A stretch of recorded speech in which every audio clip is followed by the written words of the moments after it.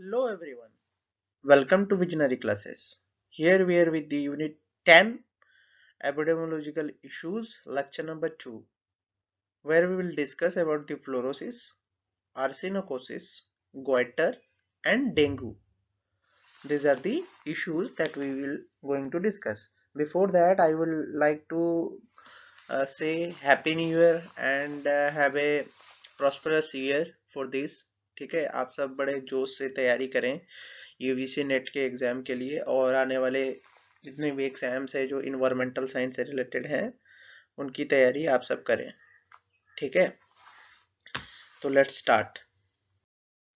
So the first topic we will discussing here is about our fluorosis. So what is fluorosis? ठीक है, ये fluorosis क्या होता है? ठीक है, तो it is mainly caused when deposition of fluorides in the hard tissue and soft tissue. ठीक है, तो फ्लोराइड का डिपोजिशन समझ रहे हो, फ्लोराइड का डिपोजिशन अगर होता है, ठीक है, फ्लोराइड्स का डिपोजिशन होता है, ठीक है, तो ये पॉसिबल है कि ये इसमें क्या होगा, हमारा हार्ड एंड सॉफ्ट टिश्यू जो होगा वो खराब हो जाएगा.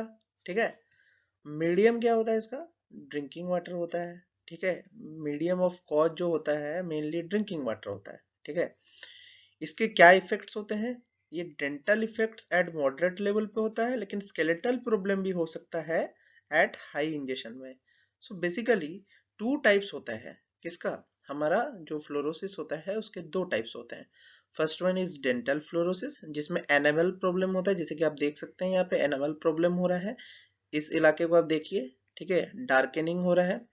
ठीक है, तो this is the discoloration of teeth. ठीक है, टीथ का डिस्कलरेशन हो रहा है. ठीक है, दूसरा जो होता है आपका स्केलेटल फ्लोरोसिस होता है जिसमें आपका बोन डिजीज होने के चांसेस होते हैं. ठीक है, फिर आप इसमें हाई फ्लोराइड टॉक्सिसिटी भी हो सकती है. ठीक है, आपको जियोलॉजिकली अगर हम बोला जाए तो जियोलॉजिकली जो हमारे जियोलॉजिकल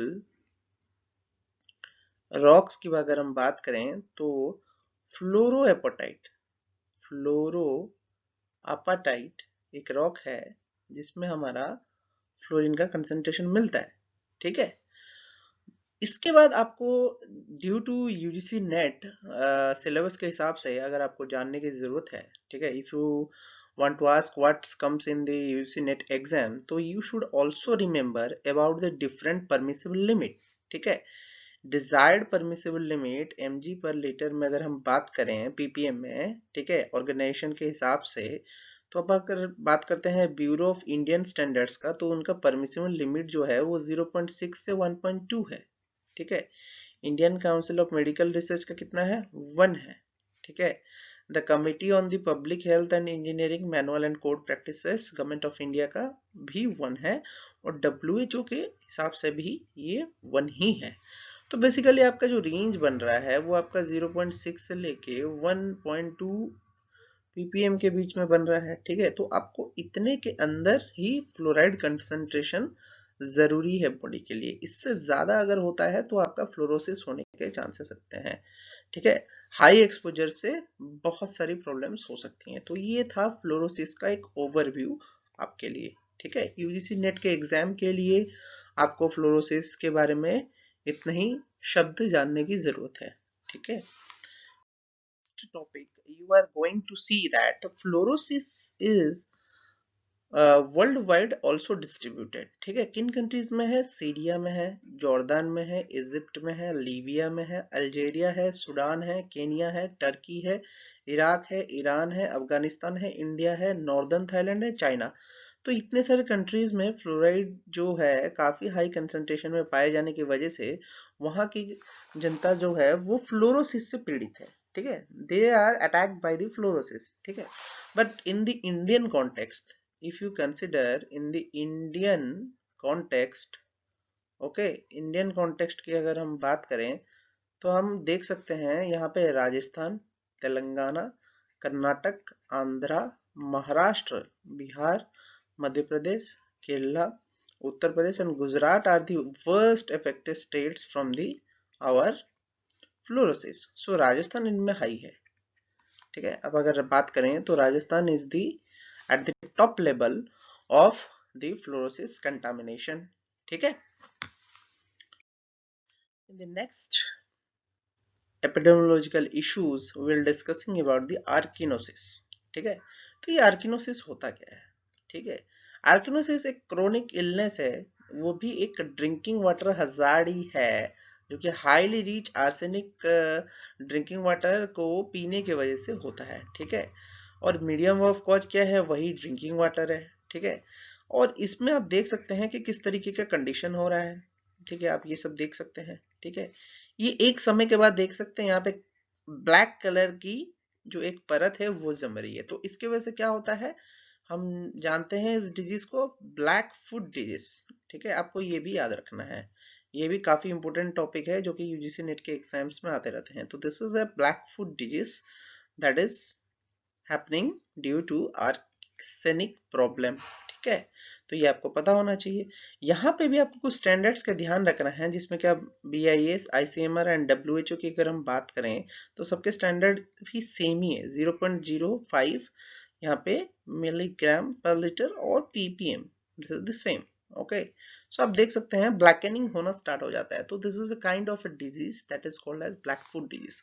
सो आर्सेनिकोसिस जो होता है वो huge amount of arsenic rich drinking water के पीने की वजह से हो सकता है, ठीक है। So this is also clear. Now we will about the list of the most affected arsenic states, ठीक है। अगर हम बात करें यूपी, ठीक है, और 2, 6, 7, 3, 4, 5 दीज आर द वर्स्ट, ये वर्स्ट है, ठीक है। वर्स्ट स्टेट्स हैं ये सब, बहुत ही एंडेमिक रीजन्स में पाए जाने वाले हैं, और ये करंट है, ये डाटा करंट है, काफी करंट है, 2019 का डाटा है। तो ये आप देख सकते हैं कि यहाँ पे कौन सी स्टेट वर्स्ट अफेक्टेड है आर्सेनिक से, ठीक है। तो आपको ये चीज भी ध्यान रखना है कि इन स्टेट्स में काफी ज्यादा आर्सेनिक का प्रभाव है, ठीक है। तो you should consider this also. So next we will discussing about the facts. Okay, so ये facts जो हैं ये भी बहुत ही important topics होते हैं, ठीक है। So in the facts if you consider what arsenic, okay, arsenic occurs in two forms, mainly arsenic 5, ठीक है, तो ये AS5+ होता है, एंड arsenic 3, ठीक है, AS3+ होता है, ठीक है। आपको ये दोनों चीजें याद रखना है। So arsenic 5 is also called as arsenate, which is found in aerobic or oxidizing environment, ठीक है। तो oxidizing environment होता क्या है भाई, oxidizing environment होता है आपका removal of what, electron। Reduction में क्या होता है, एडिशन ऑफ इलेक्ट्रॉन, और ऑक्सीडाइजिंग में क्या होता है, रिमूवल ऑफ इलेक्ट्रॉन, ठीक है। तो आपको AS5 जो है वो आर्सेनेट है। देखिए ये स्पेलिंग्स बहुत इंपॉर्टेंट है, आपको याद रखना है कि आर्सेनिक 5 को आर्सेनेट बोला जाता है, ठीक है, जो कि क्वाइट नॉन टॉक्सिक होता है। लेकिन अगर हम आर्सेनिक 3+ की बात करें, जो कि एनारोबिक कंडीशन में और रिड्यूसिंग कंडीशन में इन्वायरमेंट में पैदा होता है, वो काफी ज्यादा टॉक्सिक होता है। So you should remember this, which is much toxic and which is less toxic, okay. This are the facts, you should very much clarify yourself, okay. फिर अगर हम आते हैं हाई आर्सेनिक कंसंट्रेशन की तरफ, तो high arsenic concentration in the ground water have been associated with the arsenic rich sediments of Holocene period, ठीक है। ये Holocene period की बात कर रहा है, जो कि 165 मिलियन ईयर एगो देखा जा चुका है, ठीक है। High arsenic concentration in ground water तब से है, ठीक है। These sediments are primarily found in the West Bengal, ठीक है। तो मोस्ट अफेक्टेड जो इलाके हैं वो आपका वेस्ट बंगाल एंड बांग्लादेश शुरू से रहे हैं, ठीक है। बांग्लादेश तो आर्सेनिक के प्रॉब्लम से वर्स्ट अफेक्टेड है, ठीक है।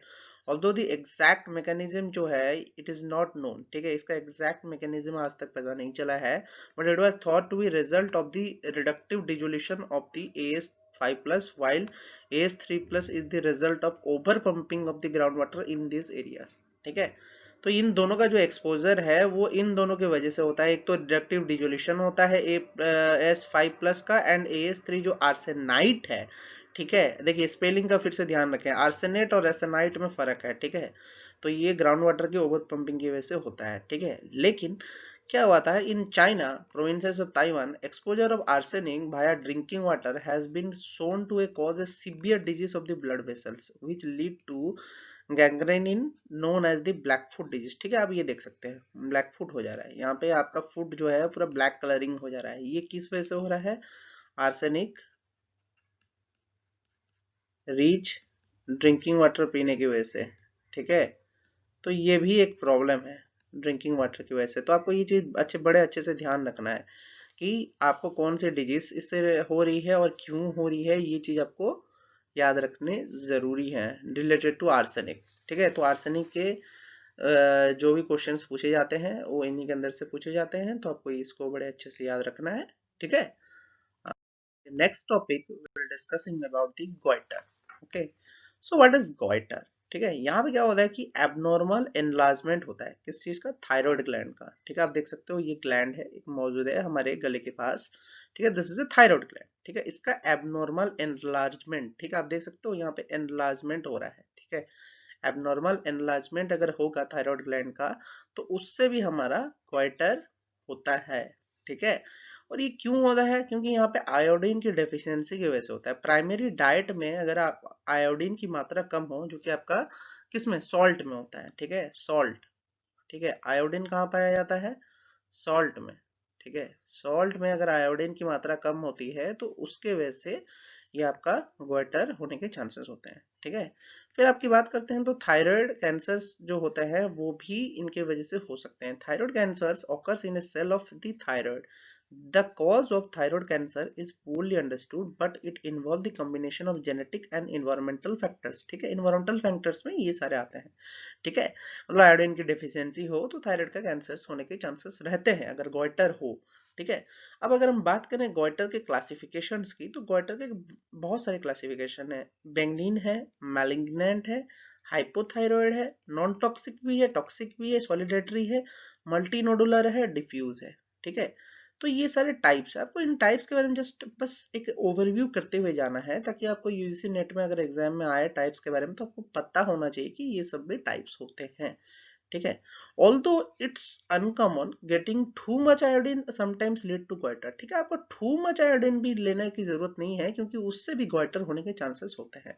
If excess iodine is a problem, avoid iodine fortified salts, shellfish, seaweeds and iodine supplements, ठीक है। ज्यादा आयोडीन की प्रॉब्लम अगर है, एक्सेस आयोडीन है बॉडी में, तो आपको इन सब चीजों को अवॉइड करना चाहिए, ठीक है। आपको ये भी पता होना चाहिए, ठीक है। दिस इज दी गोइटर, ठीक है। गोइटर के रिलेटेड मैंने सारे फैक्ट्स यहाँ पे आपको समझा दिए हैं। नेक्स्ट जो आप देखने जा रहे हैं, तो गोइटर से जो अफेक्टेड स्टेट्स हैं, these are the mostly affected states from the goiter, जिसमें आपका वेस्ट बंगाल है, केरला है, महाराष्ट्र है, तमिलनाडु है, आंध्रा है, मध्य प्रदेश है, उड़ीसा है, कर्नाटका है, ठीक है। तो ये स्टेट्स में हम क्या देखने जा रहे हैं, हम देख रहे हैं कि नॉन आयोडाइज्ड जो परसेंटेज कितने पीपल हैं, एडुक्वेटली आयोडाइज्ड कितने हैं, और आयोडाइज्ड ग्रेटर देन 15 ppm कितने हैं, ठीक है। तो इतने परसेंटेज ऑफ जो हमारे अवेलेबल कंटेंट है वो इतने हैं, ठीक है। आप देख सकते हैं इतने इतने परसेंटेज के लोग इन सब चीजों से डील कर रहे हैं, ठीक है। तो this is also a latest data, so you should remember this also, ठीक है। अगर आप गोइटर अफेक्टेड स्टेट्स के बारे में आप जानना चाहते हैं तो ये सब आपके डाटाज हैं, ठीक है। आपको ये सब पता होना चाहिए। तो ये है रहा आपका गोइटर का डाटा। तो this data is also very important for saying about the goiter analysis of the Indian states, okay. Next topic will discussing about the dengue, ठीक है। डेंगू टिपिकली होता कैसे है, dengue is a mosquito borne tropical disease caused by the dengue virus, ठीक है। ये dengue एक तरीके का वायरस है जो कि कॉज्ड होता है किससे, मॉस्किटो बोर्न से, ठीक है। ये मॉस्किटो ही है जो कि जाके आपको बाइट करेगा, ठीक है। मॉस्किटो बाइट करेगा तभी आपको ये चीज होगा, ठीक है। सिम्टम्स क्या है इसके, for 3 to 14 days after infection दिखता है, ठीक है। हाई फीवर होता है, हेडेक होता है, वोमिटिंग होता है, मसल होता है, जॉइंट पेन होता है, स्किन रैशेस होता है, बहुत कुछ होता है, ठीक है। तो ये सारे आपके क्या है, सिम्टम्स हैं, ठीक है। Dengue virus are spread from one to another through an infected Aedes species mosquitoes, ठीक है। एडीज स्पीसीज मॉस्किटोज के काटने की वजह से हो रहा है। कौन? ये जो बाइट डालता है ये एडीज स्पीसीज मॉस्किटो है, ठीक है। एडीज मॉस्किटो की वजह से होता है। आपको ये चीज बड़े ध्यान पूर्वक पढ़ना है कि ये एडीज मॉस्किटो से होता है। मैं बार बार समझा रहा हूँ, आपको ये चीज याद रखना है क्योंकि ये भी एग्जाम्स में आने के चांसेस होते हैं, ठीक है। फिर अगर हम बात करें डेंगू के ट्रोल की, ठीक है, तो ये 2019 देखिए, अब टिल नवंबर 2019 का डाटा है। तो 200 कितने हैं आप देख सकते हो, डेथ कितने हैं, 220 है, 245 है एंड 216 है। देखिए आप एक सीक्वेंस में देखिए, 2017 में 216 हुआ है। ऑल्दो मतलब बहुत सारे मतलब प्रिकॉशंस लिए गए होंगे, इस वजह से डेथ रेट कम हो गया है, लेकिन फिर भी आप संख्या देखिए, केसेस की संख्या देखिए, वो रैपिडली इंक्रीज कर रही है हर साल, ठीक है। और Tamil Nadu is the most affected states, after that Kerala, then Karnataka, then Punjab, then West Bengal, then Delhi, ठीक है। तो ये सब भी आपको याद रखना है कि मैक्सिमम केस रिपोर्टेड किन स्टेट से हो रहे हैं और कौन से स्टेट्स मोस्टली अफेक्टेड है। देखिए मोस्टली अफेक्टेड स्टेट्स को आपको याद रखना ही है हर इश्यूज के रिलेटेड, ठीक है। मोस्टली अफेक्टेड स्टेट्स, आप ये जरूर याद करें क्योंकि आपको इंडियन कॉन्टेक्स्ट में ही ज्यादातर पूछा जाएगा मोस्टली अफेक्टेड स्टेट्स, क्योंकि यूजीसी नेट क्या होता है, इंडिया बेस्ड एग्जाम होता है ना। तो इसलिए आपको इंडियन स्टेट्स के बारे में पूछा जाएगा, तो इंडियन स्टेट्स के बारे में आप जरूर याद कर लें कि कौन सा स्टेट्स मोस्टली अफेक्टेड है। तो डेंगू से प्रोटेक्शन का सिम्टम्स अगर हम बता दें तो ये सारे आपके सिम्टम्स हैं, जैसे कि कूलर में अगर बहुत दिन तक पानी रहा है, remove water from the cooler and other small contamination at least once in a week. तो ये आपका एक प्रोसीजर है, आपको ये भी करना है। फिर आता है use of aerosol during the time to prevent the bite of the mosquito, ठीक है, एरोसोल को स्प्रेड करना है, ठीक है। Don't wear cloth that expose the legs and arm, तो लेग्स एंड आर्म्स में ये स्पेशली काटते हैं। आपका एल्बो, यहाँ पे जो एल्बो है ये पोर्शन में काट सकता है, और पैर के एक्सपोजर में यहाँ पे आपका नी में भी काट सकता है। तो आप ये सब जगहों से एक्सपोज ना करें, ठीक है, यहाँ पे भी आपके काटने के चांसेस ज्यादा होते हैं। और मॉस्क्यूटो नेट जरूर यूज करें डेंगू से बचने के लिए, ठीक है। तो ये सारे आपके प्रिवेंशन है, ठीक है, प्रिवेंटिव मेजर्स है, प्रिवेंटिव मेजर्स, तो इनको आप बड़े अच्छे से ध्यान रखें, ठीक है। एंड आई होप कि आज का टॉपिक आपको बड़ा ही पसंद आया होगा, and do like, subscribe and share our channel more and more to the peoples so that they will be very helpful for the UGNet related to and other examination related to environmental sciences. Wish you a very happy new year and enjoy this new year. Have a nice day.